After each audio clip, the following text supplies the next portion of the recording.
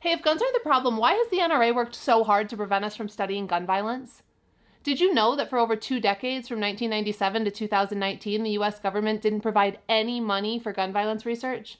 They didn't allow it to be studied at the federal level. Because in the early 90s, the CDC began treating gun violence as a public health problem. In 1993, the New England Journal of Medicine published an article called Gun Ownership as a Risk Factor for Homicide in the Home, and concluded that keeping a gun in the home was strongly and independently associated with an increased risk of homicide. And as a result, the NRA launched a huge lobbying effort accusing the CDC of anti-gun bias and pushing Congress to take action. And Congress listened. In 1996, they decided that none of the funds made available to the Center for Injury Prevention could be used to, quote, advocate or promote gun control. And Congress took the $2.6 million that was allocated for firearm injury research and earmarked it for traumatic brain injury, effectively putting a freeze on any gun violence research for almost 2 decades. After the Sandy Hook shooting, which killed 26 people, including 20 children, the Obama administration tried to restart this work. And finally, in 2019, Congress appropriated dedicated funding for gun violence research. That funding launched dozens of studies. It helped states track shootings and suicides,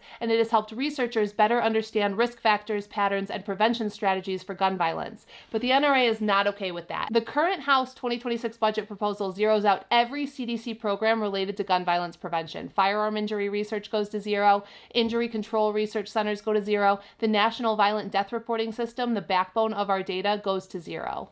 Why would they do that if access to guns aren't part of the problem? Why go through all of that trouble to stop any research into the causes and potential solutions to gun violence in this country? I'd say it's so we can keep promoting ridiculous NRA talking points and blaming this uniquely American problem on everything other than guns.